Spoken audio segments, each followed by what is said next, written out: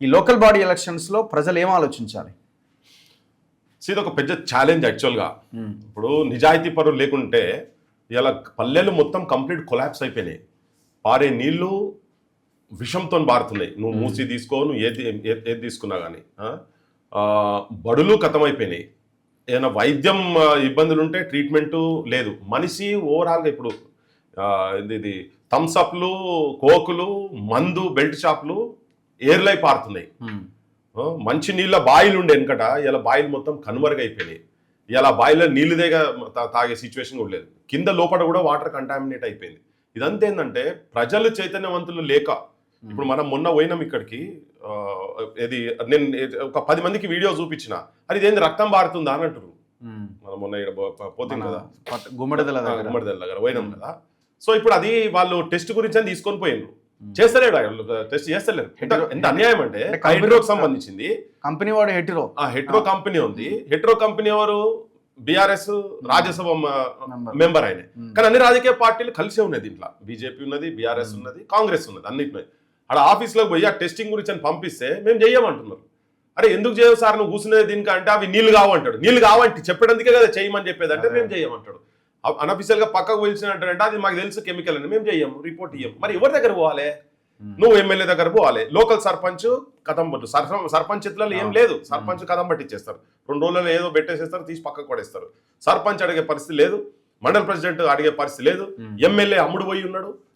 ఎవరు పోయినా కానీ పత్రికలు, మేజర్ పత్రికలు ఉన్నటువంటి వాళ్ళు కూడా ఇప్పటికీ దాని మీద అమ్ముడు పోయి ఉన్నారు. ఎందుకంటే రామోజీ స్టూడియోలనే దాంట్లో 3 చెరువులలో కబ్జా చేసి పెట్టి కూర్చున్నాడు కదా ఆయన ఘోరంగా. నాలాల మీద ఆయన కూడా బంగళాలు కట్టిండు కదా. అవి ఇంతకుముందు మనం చర్చ చేసినాం. సో ఇవన్నీ ఎవరు అడగాల్సింది? ఎవరు? రాజకీయ నాయకత్వం. ఈ రాజకీయ నాయకత్వమే లంగల్ దొంగలై పైసలకు అలవాటు పడి వాళ్ళే పందికొక్కులో తిన మరిగిన తర్వాత ఇక జనము నీకు మంచినీళ్ళు బారే చెరులల్లా విషం బారకపోతే ఏమవుతుంది? సో ఇవన్నీ కంట్రోల్ కావాలన్నా రేపు సర్పంచ్లు, ఇప్పుడు మనం కాటపల్లికి పోయినాం, కాటపల్లి దగ్గర కూడా సేమ్ అదే కదా, విషపు గాలిలు కదా పోయినాయి.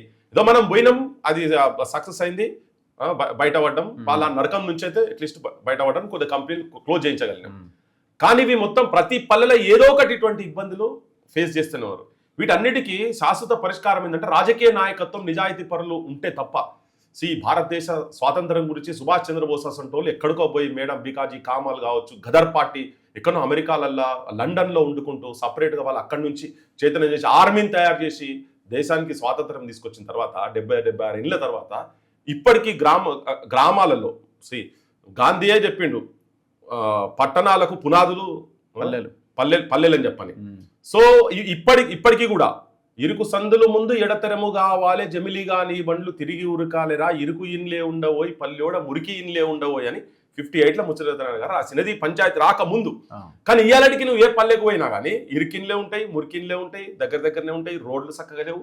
సో వీటన్నిటికీ మళ్ళీ అగైన్ కారణం ఏంటంటే రాజకీయ నాయకత్వం.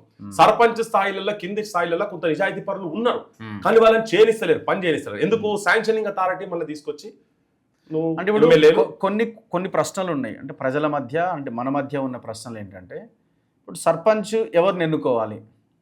ఇప్పుడు ఏమైపోయిందంటే, నేను కూడా మొన్న ఒక చిన్న బిట్ మాట్లాడితే బాగా వైరల్ అవుతున్నది. అది ఎవరిని ఎన్నుకోవాలి అని అంటే ప్రజల మైండ్ సెట్లో ఏముంది అంటే, ఏం డబ్బులు లేనుడు పోటీ చేస్తే వీడు గెలవడు అనేది ఫిక్స్ అయిపోయినారు.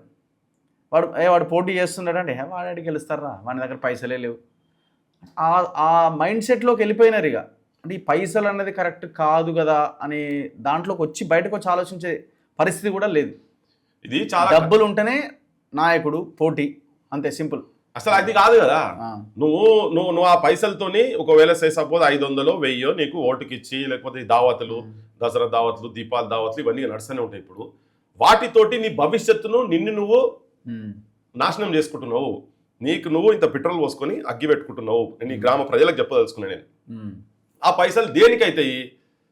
నేను ఇల్లు కట్టుకుంటుంది కావు, లేకపోతే నీ పిల్లగాళ్ళకు ఫీజులకు కావు, ఒక బాటిల్ మందుకి అయితే కావచ్చు. అయితే అది ఒక్కరోజు తాగే దాని గురించి నువ్వు నీ భవిష్యత్తు, నీ పిల్లల భవిష్యత్తు, నీ తరాల భవిష్యత్తును మొత్తం పనంగా పెడుతున్నావు. ఆఖరికి అలా చచ్చిపోతే, ఎవరన్నా చనిపోతే గ్రామాలలో దహనం చేసేందుకు కూడా పైసలు లేకుంటుంటే ఇలా రాజకీయ నాయకత్వం పేర్లు ఎట్లా వస్తున్నాయంటే, మా ఎమ్మెల్యే సాబ్ వస్తాడే 5,000 రూపాయలు ఇస్తాడు, 20 కిలోల బియ్యం పంపిస్తాడు, చాలా గ్రేట్ అని. అరే ఎక్కడ పిచ్చినా కొడుకుంటారా నాయన మీరు? చచ్చిపోతే 5,000 రూపాయలు పెట్టి నువ్వు దహన సంస్కారాలు చేయలేని దుస్థితిలో ఉన్న జనాలను తయారు చేసిన ఇటువంటి రాజకీయ నాయకులు చచ్చిపోతే 5,000 ఇస్తాడు, సగం బస్తా బియ్యం పంపిస్తాడు. ఇంకా మన మైండ్ సెట్ గక్కడనే ఉంటే ఇట్లా చదువుకున్న వాళ్ళు కూడా గట్లున్నారు. సో ఇప్పుడు గ్రామాలలో ఏంటంటే చదువుకున్నటువంటి వాళ్ళు పైసలు లేకుండా కాదు, పైసలు పరిష్కారం కానే కాదు. ఈ ఫైట్ తప్ప వేరేది ఏం లేనే లేదు. పైసలు లేకుండా నిజాయితీగా ప్రతి పల్లెలో ఉంటారు, నిజాయితీగా నాయకత్వం చేయాలనేటోళ్ళు ప్రతి పల్లెలో ఉంటారు.